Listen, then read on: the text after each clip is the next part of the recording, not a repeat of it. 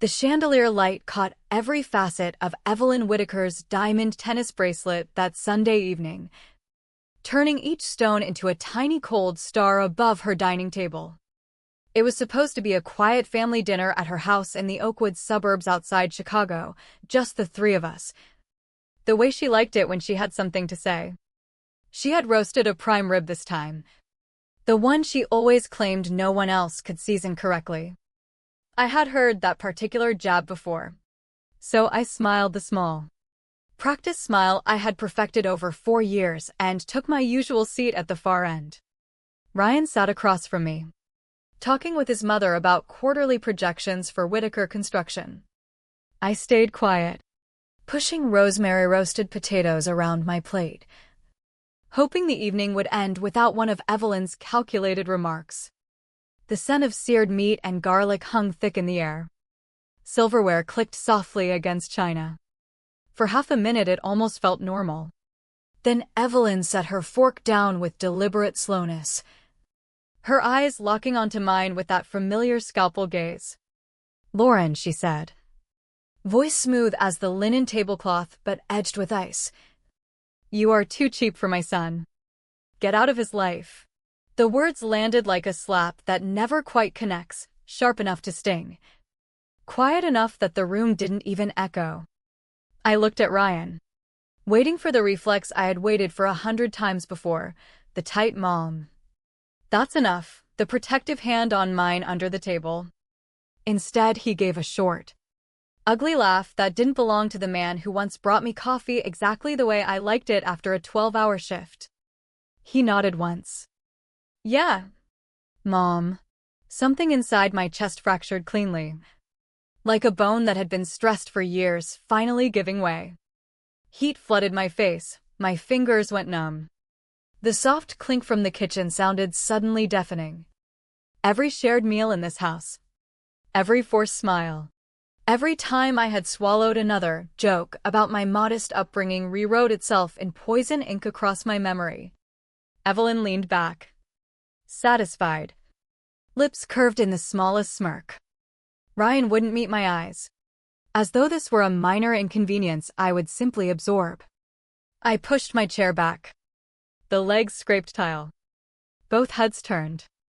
"I'll save you the trouble," I said, voice eerily steady.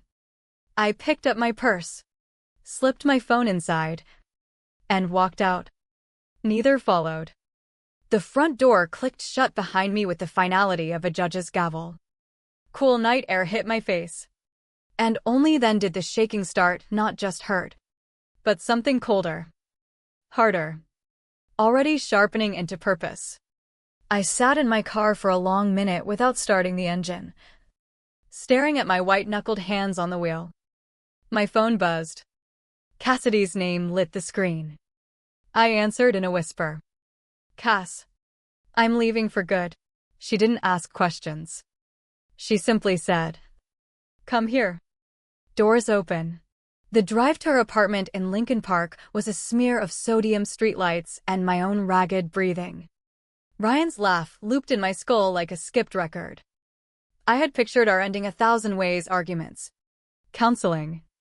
Slow drift, but never this casual. Public dismissal in front of the one person whose approval he still chased. Cassidy opened the door before my knuckles finished knocking. Her arms closed around me, and I finally let the tears come, hot and silent against her shoulder. We didn't speak much. She made ginger tea with honey, sat beside me on the couch, and simply held my hand whenever the shaking returned. That night I understood something I had been refusing to name for years. I was not going back. Before that dinner, before the diamonds and the prime rib and the single devastating sentence, there had been a time I believed Ryan was my safe harbor. We met 4.5 years earlier at a charity silent auction for the Children's Hospital where I volunteered on weekends. I was balancing auction cards and a tray of programs when a tall man in charcoal suit held the door, smiling. "Looks heavy. Need a hand?" I laughed. Nervous. "Only if you're willing to risk paper cuts for a stranger." He stayed until the last bidder left. helped break down tables, made me laugh about the ridiculous items up for bid. By the end of the night, I knew his name. That he ran Whitaker Construction. And that he looked at me like I was the most interesting person in the room. Ryan's charm never felt scripted. He remembered details, my favorite tea, the way I took my coffee, the quiet fear I carried about money after growing up counting every penny in a 2-bedroom apartment with parents who taught public school. When we married 18 months later in a small backyard ceremony, I thought we were building something real. Evelyn made it clear from day one that I did not belong in that something.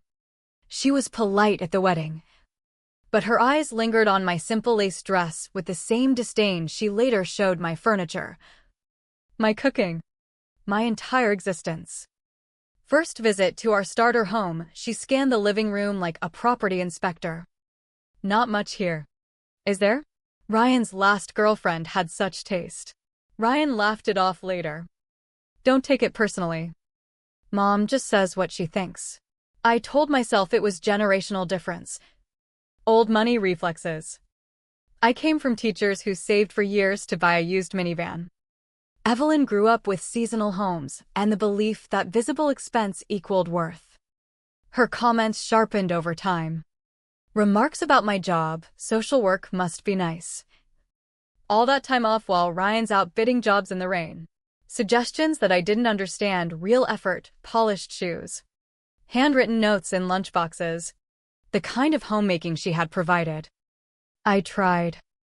God, I tried. I hosted dinners even when the thought of her critique twisted my stomach. I bought clothes I couldn't comfortably afford. I baked, ironed, ran errands, brought flowers, organic fruit, anything that might earn a single approving nod. Nothing ever did. Ryan's response was always the same shrug. She's always been like this. Each dismissal was another small cut.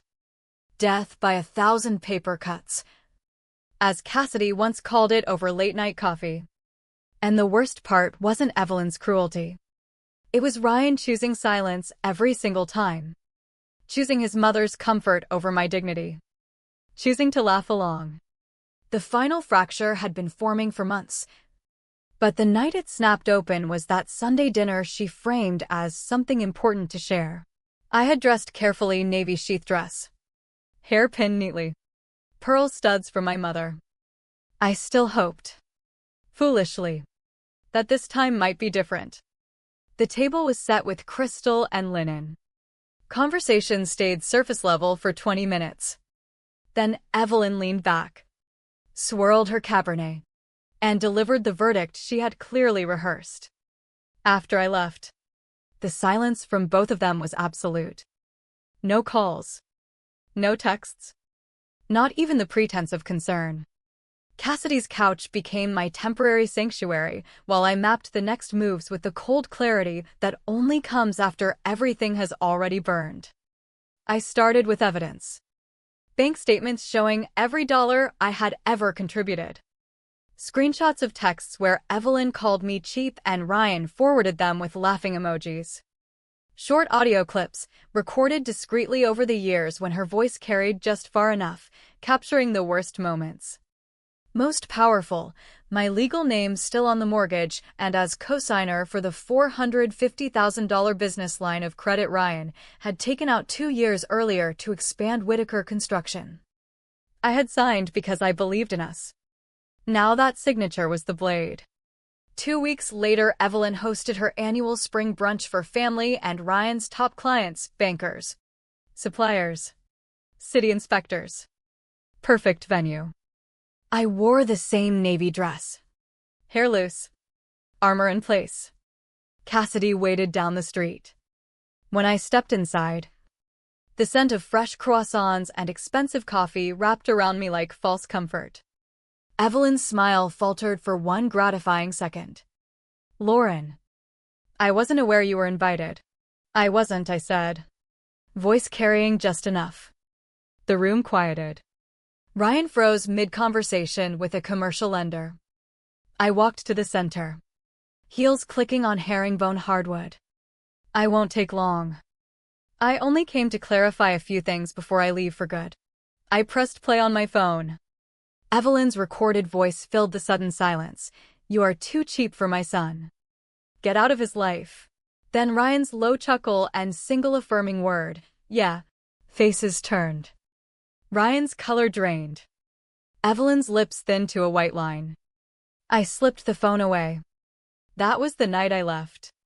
What you don't know is that tomorrow morning I am withdrawing my co-signature on the business line and relinquishing my interest in the marital home. The bank will call the note due immediately. I've already accepted an offer on my half of the property from the Millers. I believe you've complained about their children's basketball hoop for years. Evelyn. Murmurs rippled. A few clients exchanged glances. I kept my tone even. Almost gentle. Some of your key accounts have already agreed to shift their contracts to the accounting and project management firm I'm opening next month. Paperwork is signed. I'll be meeting them Tuesday. The silence that followed tasted like justice, cold. Clean. Final.